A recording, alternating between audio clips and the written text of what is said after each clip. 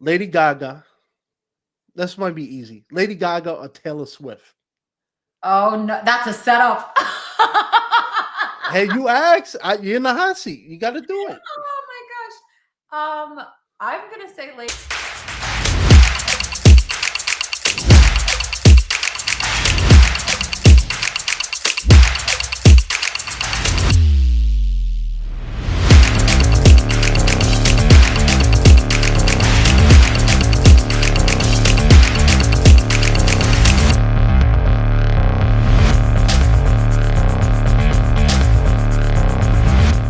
Welcome to the most overrated, underappreciated, most viewed, unviewed podcast of all time. Welcome to the Prince of Fresh Air. I'm of course your host, the beloved, the most charismatic man in entertainment, Jason Momoa. I'm calling you out again. You're still in my roles, but that's not what this interview is about. That's not what this conversation is going to be about because it's not about me. It's about my next guest. Now, you might be wondering, who am I talking to today? Well, no need to fear. The most charismatic man is here to introduce my lovely guest. Now, she is a mother. She's a businesswoman, a rental property owner, first time political candidate in 2024, and is gearing up for her run in the 2026 Minnesota statewide political run. She's also, she went viral on TikTok, and we're going to discuss all that. And she got her psychology BA from the University of Minnesota. She's hardworking. It's always nice to talk to people, especially women who are up there, putting their names out there and making sure that their name leaves a legacy. So please help me welcome Marisa Simonetti. thanks, Percy. That was so sweet. I tried. I look. This is not about average here. We going straight to the top. So, but enough about me. Let's talk about you. Let's first off, there's a lot of things I want to discuss with you, but I want people to get to know you, right? And I see, some of the comments that people leave, and it's all fun, but I think it's always nice to see who the person is behind the camera, the lights, and all that. So, who is I gave a little spiel about who you are, but who are you? How would you describe yourself? Yeah, at my core, my personality, I'm a mama. I love being a mother. My son is 7. I'm a silly goose. We love to do our silly, cute little pranks on each other and laugh and have fun and really just enjoy life and go on adventures. And I love a good adventure. Who doesn't love a good adventure? Not me. No, I'm kidding. No? You're unconventional. You love Yeah, adventure. it all started when Tom Cruise denied me access to his private jet. So now I'm just simple man. I just want to be left alone. No, I'm just kidding. Tom's Um, biggest regret in his life was that moment. oh,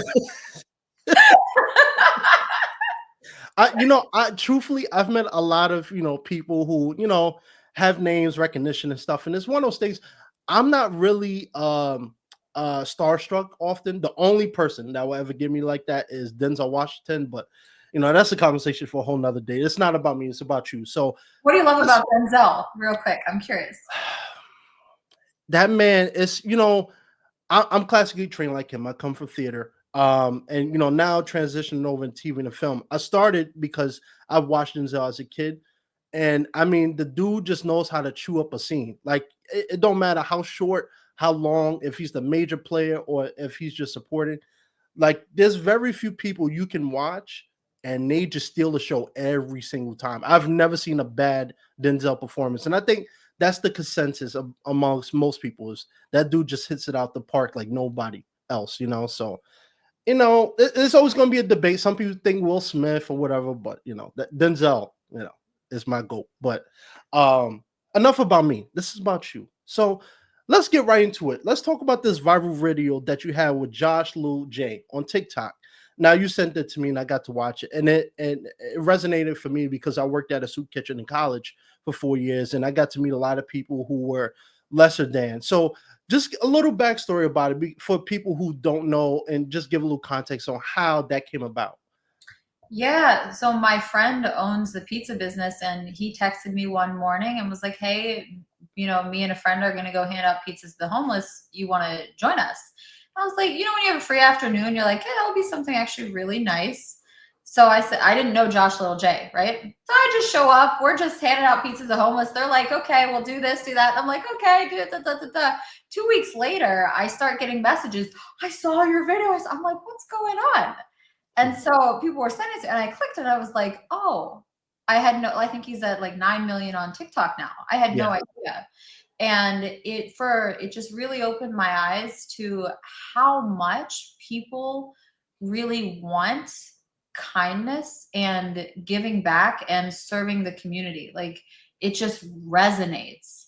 So you probably experience like those moments in time where you're like, this is the way, right? Like, this is the right direction, and you use that to kind of formulate your thoughts moving forward, and start to let the thoughts flow of what you might go and you might do. It's really beautiful to give back. Yeah. Were you shocked by how viral it went? Because oftentimes in this society, it seems like the things that go viral is the stupid stuff.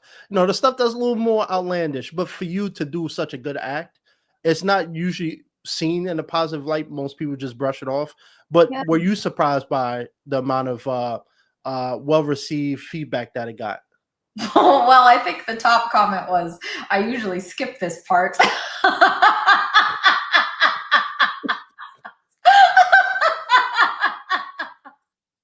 I didn't want to say. I didn't want to say. You gotta laugh, right? Like, Yeah. I'm active, I'm young, and so it's funny, right? Like, you notice with social media, it's like it's almost a competition to have the funniest, most off the cuff, most liked comment. Yeah. It's funny, and it gives you a feeling of like kind of what everyone's thinking. Yeah. So I'll tell you, I just read through the comments, and it was a hoot. I was laughing so hard. I love it. Yeah. Yeah. So you know what? Let's talk about this, because oftentimes for me, um, I want to be transparent, have like real conversations, right, through the laughs and the jokes. So I do want to ask you about that. Right before we connected and stuff, I actually watched a video, and I watched the comments even before we started recording, right? And there are a lot of comments. You're a beautiful woman, but a lot of people seem to think have an idea of you that isn't. Is that something that you struggle with, especially now being in the public eye? Uh, During my first 2024 campaign, because it was my first time running and ever having any public visibility, you have to learn to get comfortable. You're like, no, this is myself. I know me. And they tell you, if one person tells you you look like a horse, disregard. If 5 people tell you, go buy a saddle. Yeah. Yeah. So, you use those things to retool. Sometimes criticisms actually can kind of be helpful, especially if they're in a cluster. And it's like, okay, what's it going to take for me to be a better version of myself? And sometimes you're just like, all right, well, you're just a rude person, right? So it's been to be semi-permeable. It's been an interesting experience. So I know myself, and I love to laugh along with the comments and some of it, right? And just play, have fun with it. But I will say, things that are just cruel or mean or degrading, I don't entertain any of that.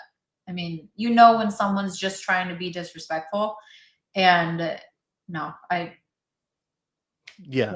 yeah, I I don't. 100% agree with that. And I think that's, you know, unfortunately, that's a reality when you're, a professional woman. You're gonna have to deal with, especially if you're in the public eye, you're gonna have to deal with those comments. So for you, how do you deal with it, right? And I know that you know what you look like. You know that people are gonna view you in a certain way.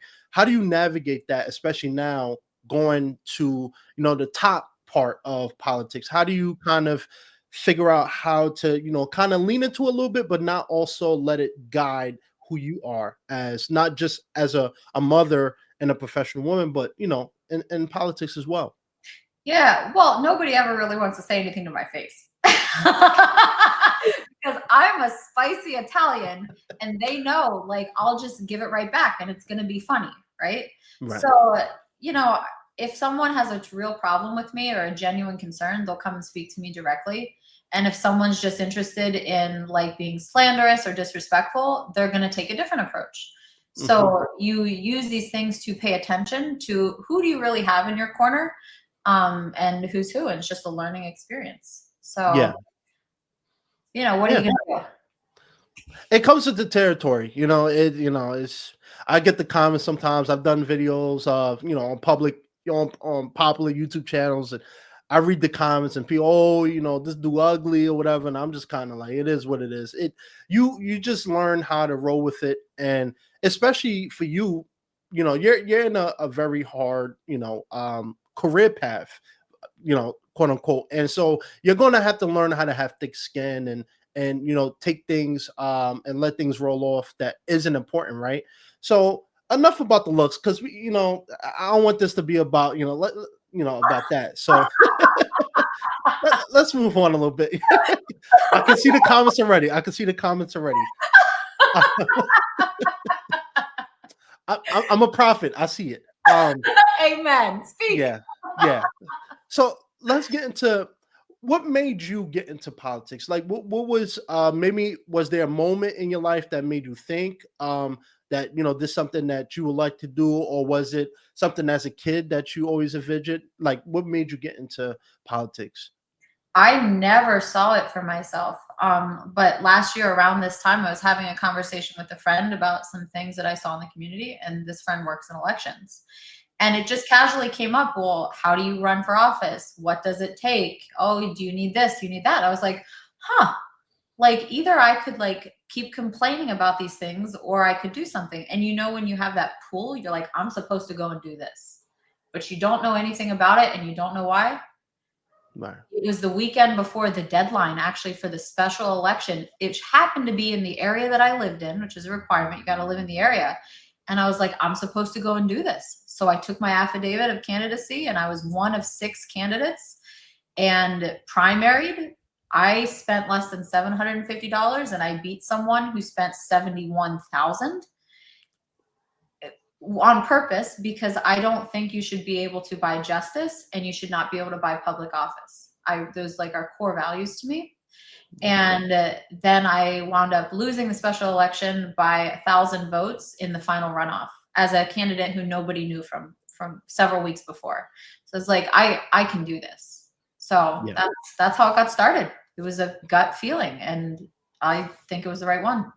Yeah, so to answer your question, I think, social media plays a huge part. We're seeing, older people now on it, and we're seeing a lot of people create content, have brands, make a lot of money on social media. And I think the key part about social media, despite all the negativity, is that you get to connect with multiple people.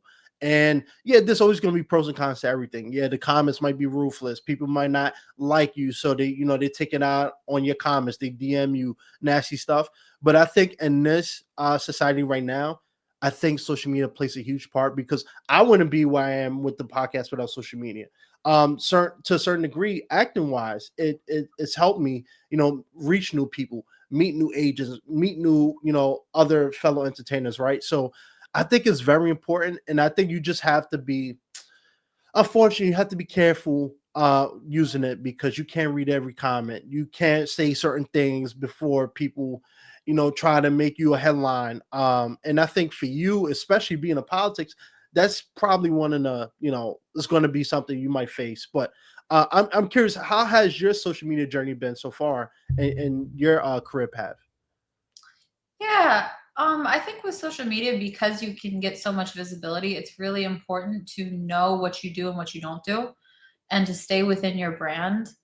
And to also create like a wholesome, sustainable, long-term brand, because some of the stuff will follow you around for a long time. So, as a mother, and I've made different missteps along the way, and it's like that real-time feedback of you're like, oh, reel it back a little bit, right? Right. And that's part of the learning curve. And I think the universe actually protects you by not letting you get too far along until you've got to a certain like knowledge of this, of how you want to present yourself. Yeah. So, for you, what if you can look 10 years from now? What is your goal? Like, is there something that, if you had to choose one issue, it could be climate change, it could be, whatever you choose. What Yeah. is one issue, if you feel like you can solve in an instant, what would it be? Uh, I would love to see every child have at least one person in their life that they trust and that they can go to. Yeah. That would make a huge difference for generations. Yes, 100%. I think that's one of the that's an issue that gets overlooked. It's definitely something that a lot of people don't really think of in the grand scheme of things. They always think about me, they think about my family, they think about what I can gain. And I think that's one of the most um, I would say it's one of the nicest things about a lot of politicians that they have a message and something that they're fighting for. But unfortunately, there's always going to be people in power or chasing something that is not really using it to service other people. Is usually kind of to benefit them. But um, that actually leads me to a couple topics I want to talk to. So, I told you before, I used to talk about politics all the time. So we're going to talk about some of the issues that are going on right now, and I want to get your thoughts on it because I often, see videos. People ask me about, the Trump administration getting rid of DEI and the implications of that. A lot of people are afraid generally. A lot of people don't like what's happening. And especially a lot of minorities don't really understand why. But I want to ask you your opinion on that. Do you think getting rid of DEI is going to be a benefit to our society? It's hard to know if a specific program will ever solve the issue of treating people with kindness and respect no matter what they look like. Yeah. And that at its core, it seems like that's what DEI wanted to do. It's like, no, like I'm a human being, I have worth, treat me with kindness and respect. And that if we can remove a particular organization and still do that, that's great. If that falls to the wayside or things get worse, like I'm here in Minneapolis where we had the George Floyd thing going on. Wow. Yeah. Like right down, I could 20 to 25 minutes, I could drive and I could be right there. We had the third precinct burned down. Like we need some like more compassion for people and order and respect. And a lot of times, like people just maybe aren't sure quite how to get there because it's so much into the unknown. Yeah.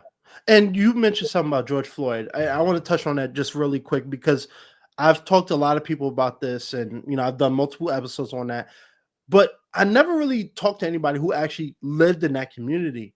How was that time? Yeah. There was a lot of like just like pain and frustration and resentment, which is like understandable because with the way the a lot of the media is, there's like this set of facts and there's this set of facts and people argue the facts and it's like so people feel so confused and like entrenched in a certain position that it's hard to maybe just sit with someone and be like, yeah, you like lost somebody that you care about Yeah. and that's really hard. And if that were me, if that were my brother, my dad, my son, like I'd be upset too. Like if that were like I'm a mom to a little boy. If that were my son, I'd be furious. Yeah. So we've had a variety of different things and it's hard. How do we get back to like a good place? Is Yeah. what a lot of people, not everybody wants to get to a good place, but a lot of people do. Yeah. Yeah. It's I've seen the progress happening and I mean I don't live there, but I've definitely seen over the last 3-4 years that things are starting to calm down a little bit. Tensions aren't as high. Well, politics speaking wise, it's always going to be high, but it just it is what it is. I'm not even going to get into that, but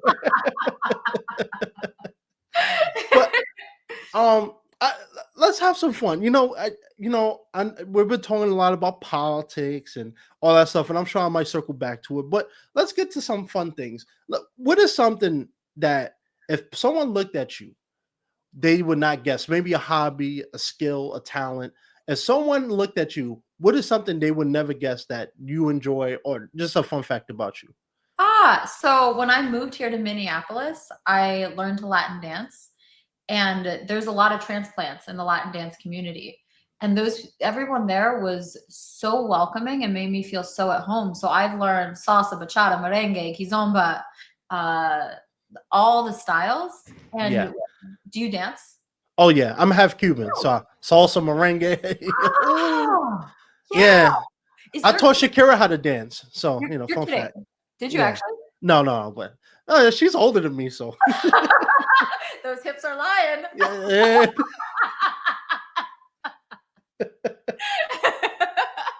God forgive me. Oh yeah, she still got it at 50. Oh my god, she still got it. Still got it. She's beautiful. Yeah, yeah. Yes. But Yes. let me ask you about Latin dancing because I remember in college. I remember I went to college with predominantly white school, but I went to school with a lot of Hispanics and other minorities. And I remember one time freshman year we had a whole little thing at night where we just played Latin music, and a lot of the songs are 7+ minutes, and a lot of people was exhausted by minute three. So for you, was that something you had to learn? Was the stamina, the cardio that comes with it? Yeah. It's easy with dance. It's harder as the lead. You're the lead. Yeah, yeah, yeah, Yeah. As a follow, like when you're getting spun around on the dance floor, it's like things could be combusting and you're just in the flow of the music. And it's so fun. So maybe it's a little easier. I will say though, you have to like be conscious of what you're wearing. And then sometimes afterwards, you're like, man, I'm really sweaty. It's a good yeah, workout. yeah. They, Yeah. I'm surprised gyms don't have. Well, I know they're starting to, but they need more gym workouts with Latin dance because one, you got to learn the steps, and I've seen a lot of I've seen some horrible mistakes in my life, but I mean, even for me, I love Latin dance, but if it's a hot summer day, I'm gonna keep it light because I ain't trying to stink up the place. But What's your favorite style of all the styles? oh, that's a good question. I like both salsa and merengue. I would say I'm probably a little more efficient in salsa. Sure.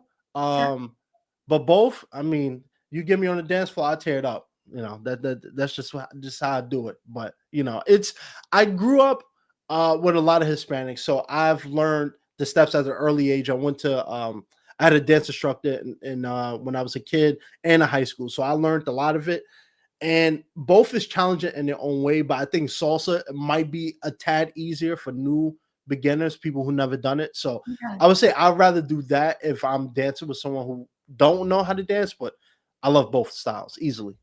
Yes. Who taught you to dance? Who was like that one person who you would look back and be like, this person? Ooh, that's a good question.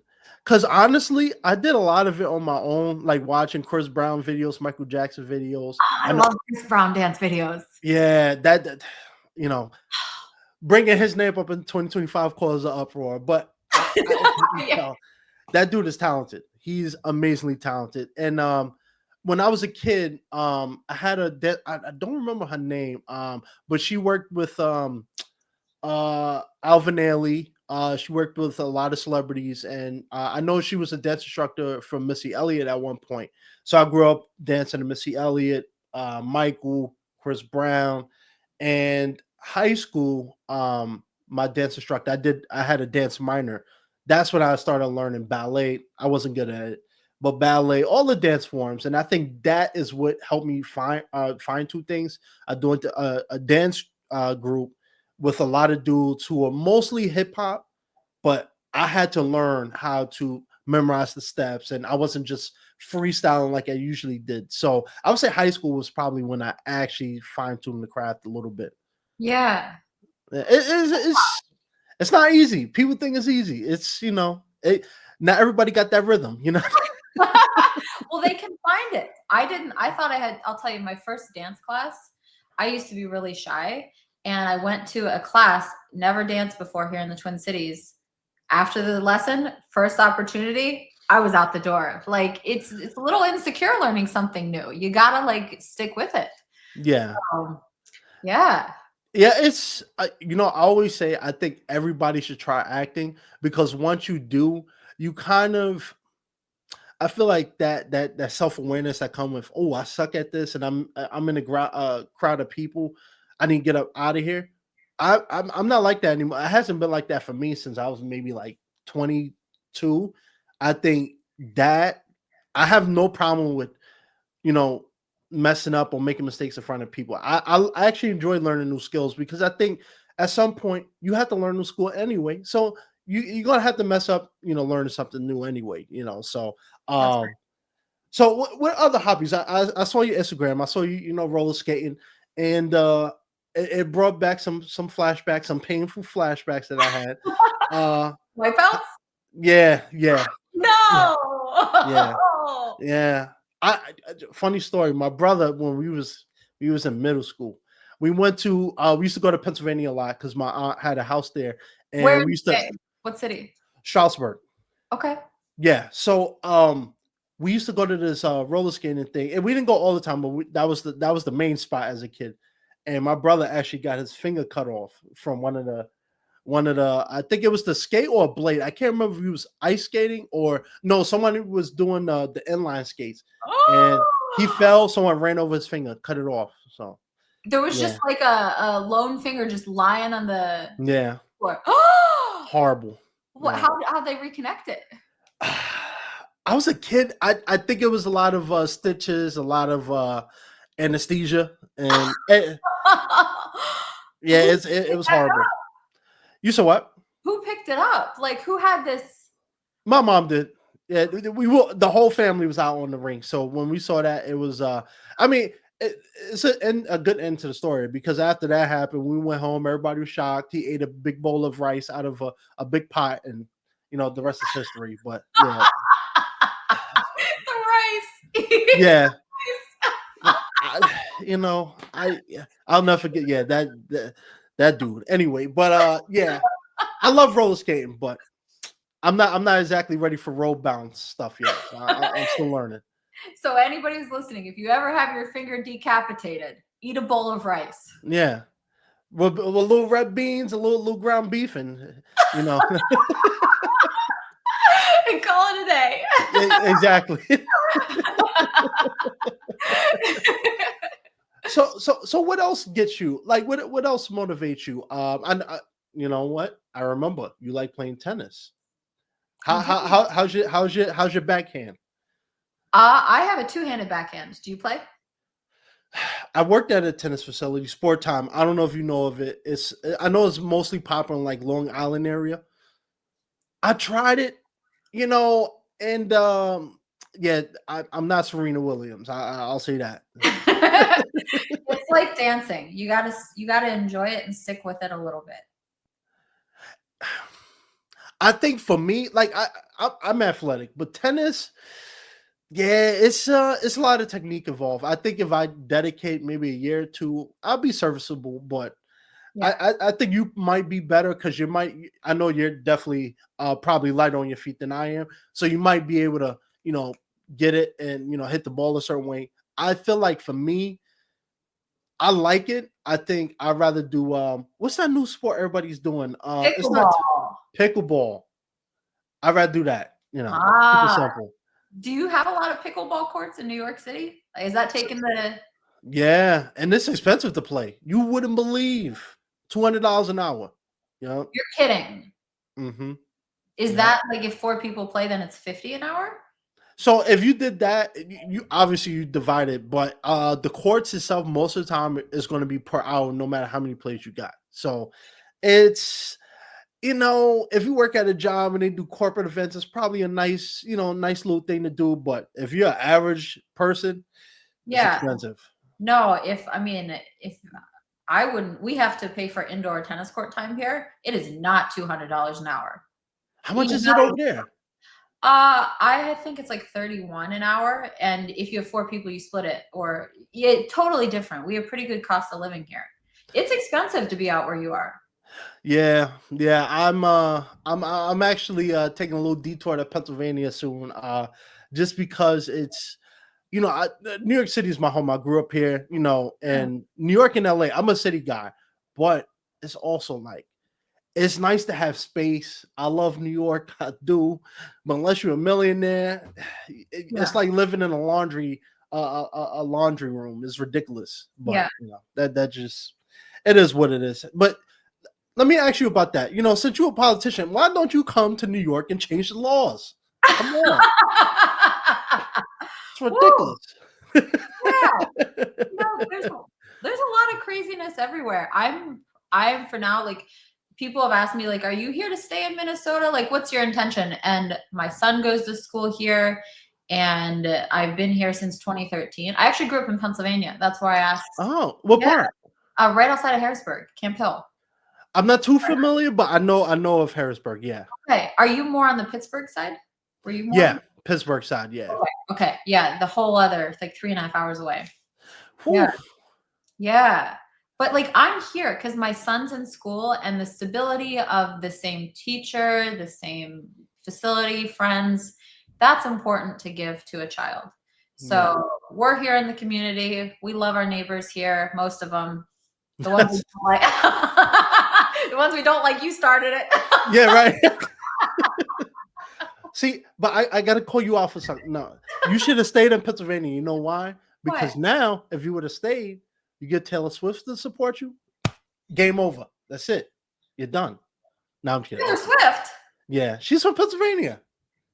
I actually didn't know that. Yeah, but I'm not a Swiftie. You know, I know they're gonna come after me. But I know she is from it's not Wing Gap. She's near, I think, Allentown or somewhere. I think she grew up in that Oh, area. yeah. And you know that endorsement, The Rock, he grew up in Pennsylvania, so got to Huh. move back. Yeah, I guess I got to reach out to Taylor Swift and The Rock. I got you. I got him on speed dial. Don't worry about it. I'd love to. Yeah, that would be so cool. Yeah, Dwayne might be a little hard. I think he's a little salty about me calling him out so much. But yeah. I'll talk I like his muscles. How about Exactly. You know, hey, I with the old and with the new. You know, that's how I look at it. And I'll tell Taylor I've got a sad song she can write when her and Travis, if they haven't already split. Don't go after the Swifties now. Don't do it. It'll be over before it started. She was here in Minneapolis. My neighbors went to see her. How was it? I know it gets packed. I know it gets packed. Yeah. I actually like her music. Like it's there some of it, like we all experience like heartbreak or things that didn't go well. And sometimes you just like in a mood to like feel in your soul, you know? Yeah. Yeah. And, you know, I'm gonna lose a little fans for this, but I tried. But then again, I'm not her target audience. I'm a kid who grew up in the projects in New York City, so I am not her target audience. But I will say I've met a lot of Swifties, and yeah, especially online, you can't say nothing negative about her, or it will be over. I'll say that. But she's not a bad person. It's her fans that can get a little. You know what? It's kind of like politics, like you said earlier. It's kind of like people, the power some celebrities have over their fans, and it's not them, it's just their fans. It's crazy, it's insane. But enough about Swifties. You know, I'm not trying to get canceled here. Yeah, I ain't trying to get canceled here. Let's skip right along here. So let me ask you, what was the driving force? I know you kind of hinted at, you know, why you moved there, but what made you move to, you know, Minneapolis opposed to, like, you know, a lot of people want to go to LA, they want to go to Florida. What drove you to Minneapolis, to Minnesota? Yeah, so in 2013 it was my dad's job got transferred out here, and it was that same gut feel. Like I felt in my heart that this is the direction that you're supposed to go, and that I went. And Yeah, it's been great. It's been an adventure and a journey, and I had my son here and awesome. lots of adventures and challenges. Yeah. Now, talking about challenges, I want to ask you a real question here, right? I noticed that I've had this discussion with a lot of my peers, especially the ones, you know, on the younger side, you know, under 50. And here's my opinion. I think that there's a certain age where you should not be running in positions of power. Not to say ageism, but, you know, do we need 80-some-year-old people running our country? And I say that with respect, you know, for my Mm. elders. But I'm curious for you, you know, being on the younger side and especially being a woman, do you find it that you might have to run into, well, you will face challenges because you're not considered experience, if you will, in the sense that a lot of people want people who are 50, 45 and over, 50 and over for positions of power. Like, is that something you feel like is going to be an obstacle, or do you think that the times has shifted to now the people who are putting people in power are more in tune with what people want nowadays? Yeah. Well, no matter what anyone does in life, you can always come up with reasons to count yourself out. Yeah, And come up with a logical list of reasons why something wouldn't work. Or like you can feel like this is the direction you're supposed to go and find reasons why it will work. yeah, And then move forward and like improve in real time and adjust. So I've had throughout my 20s a lot of personal challenges and have taken a variety of many years, about 8 years, to put my life in order and to yeah, bring myself to a place of peace. And I think once someone gets to that point, that's when it's like they always say, put your own house in order, right? Help yourself yeah. before you help others. Your own life jacket, your own air mask first on a plane. So I'm not perfect. I'm still a spicy little Italian lady, and but it's like, okay, I'm comfortable with the unknown and problem solving. And if you can problem solve, if you can think critically and you can improve over time, you can do anything. So Yeah. That's beautifully said. I think we're in a definitely a more progressive society, and I think that as the newer generations come along, the generational shift is changing. I think the days of people feeling like women got to stay in the kitchen, and black people can't do this and stuff. I think those mentalities are starting to fade away at a fast rate. yeah.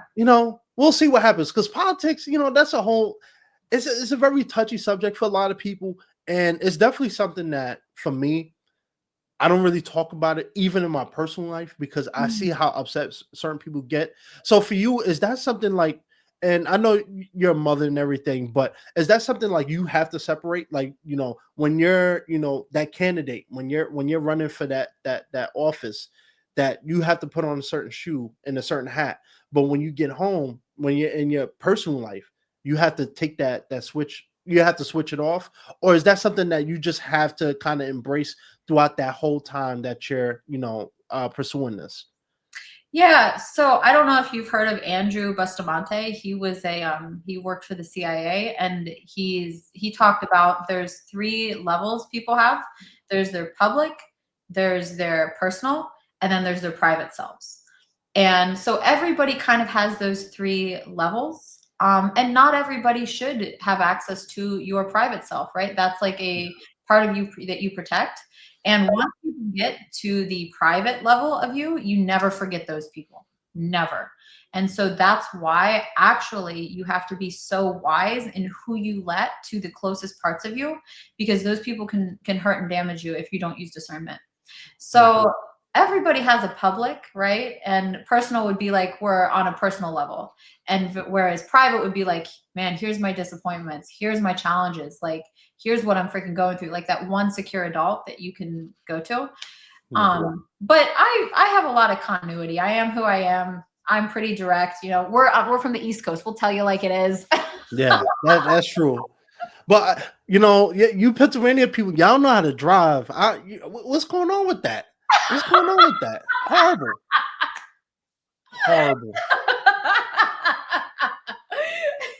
Zoom zoom. Yeah, yeah, yeah. Drive like Vin Diesel and Fast and Furious. What's going on? I get hate for that. I love zipping around because it's fun. Yeah, that's to be fair. I'm from New York, so I drive the same way. It's just for me. It's like, man, I remember one time. This is the first time I actually experienced this. I was driving 2 summers ago. I was driving through PA to Myrtle Beach, and throughout like 30 minutes, I had someone riding me the whole time. And I'm just like, I kept going around them, try to let them pass, but then they go in the right lane. I get back in. And one time I'm like, I'm getting tired of this. So I get over to the right lane to see who's driving, and it's a woman. A woman. You got to speak up for that. How do you defend yourself? Was it me? I think so. She had the same hair, so it might have been No, I'm unbelievable. guilty as charged. I can't even defend myself. I was like, I've never seen women drive like this before. Pennsylvania, y'all got to get it together. We gotta get it together. Yeah, Well, thank you for having me. This has been so fun. yeah. I try, and I want to. For me, I always want to learn and show people in a different way because I think your public persona, right? People often think I'm conceited, cocky, that I think I'm better than other people. And it's like, no, I'm just like you. I Yeah. worked at a soup kitchen. I understand humility.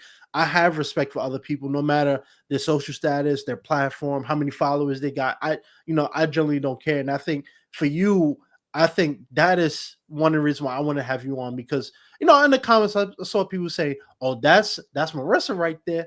I'm like, oh, who is she? I gotta figure this out. And I Aw. think what you're doing is fantastic. And I think that we need, you know, more women out there, and especially to give them a platform because I think oftentimes, not to get PG or woke, but I do think, and we touched on this earlier, where it's like when you're a good looking, woman, people kind of look at you one way and not to see the professional side, the personal side of you. And I think, hopefully I was able to get that across, not to give too much because you don't want to peel the onion back too much. But I think I hope expose a little bit of that of you. But you could give me a thumbs down to two thumbs up. It's whatever. Yeah, two thumbs up. I like that.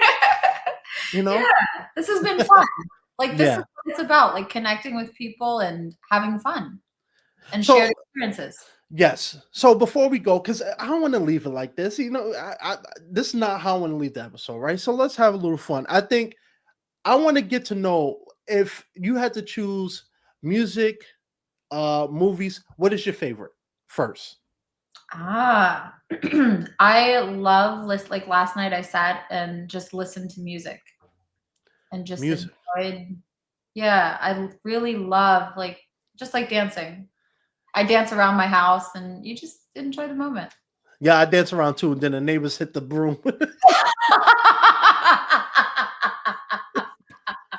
What can you do? Vacuum at 3 a.m. That's what you can do. Yeah. I'm like, it's 6 o'clock. It's 6 o'clock in the evening. Why are you knocking? But it's all right. I get it. Now, what kind of music do you like?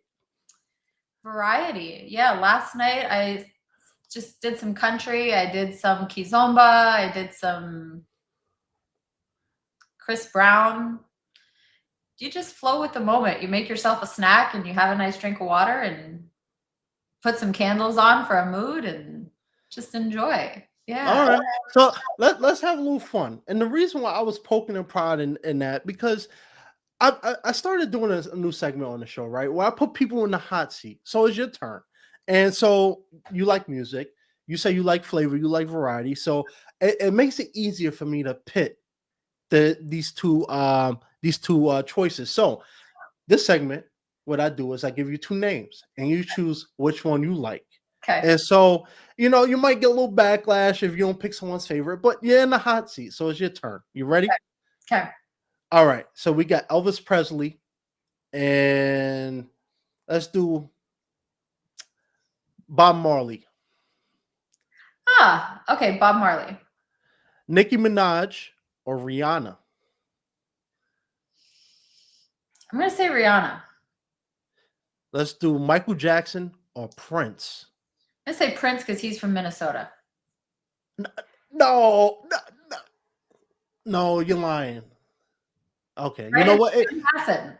You're in the hot seat. I can't give my opinion. Michael Jackson. Michael Jackson. Oh man, my one of my friends. He might DM you. He might have some words for you. But, all right, Tupac Shakur or Notorious B.I.G. Tupac. I agree with that one. Lady Gaga. This might be easy. Lady Gaga or Taylor Swift. Oh, no. That's a setup. Hey, you asked. You're in the hot seat. You got to do it. Oh my gosh. I'm gonna say Lady Gaga just to be controversial. Ooh, you you gonna be in real trouble now. Just for the record, I'm putting this on Instagram, so just be careful. All right, be careful. Let's do this. All right, Kanye West or Stevie Wonder. Kanye. Yes. So we got Miley Cyrus or Madonna. I'm gonna say Madonna. You know what? Let's do this. Miley Cyrus or Ariana Grande. Oh, that's a better one. Yeah. For some reason, I'm gonna say Ariana Grande. I, This is like being at the glasses, one or two, two or yeah, that's true. I can't argue with that. Mac Miller, rest in peace. They had some good hits, so I can't get mad at that. Now we're gonna get into a little hip hop. Okay, Eminem or Jay Z. I'm gonna say Eminem. Really? Yep. All right. Let's do Drake or Kendrick Lamar. Drake. Oh, you're starting trouble now. Start a riot. You know what? I already know what's going to happen when I see these comments. All right. So let's do Lil Wayne or J. Cole. Ah, I'm gonna say J. Cole. J. Cole. I got to go with Lil Wayne on that one. I like J. Cole, but Lil Wayne, I grew up on him. You know, maybe I'm a little biased, but, But how about Coldplay and the Beastie Boys? Let's say Coldplay. Coldplay for the top dog. Now, for the major one, I'm trying to think who are the two major hip hop artists of all time. Let's do Drake and Tupac Shakur. Huh. I like the song Ride For Me by Tupac. There's a remix on YouTube that's just, it will hit you in your heart.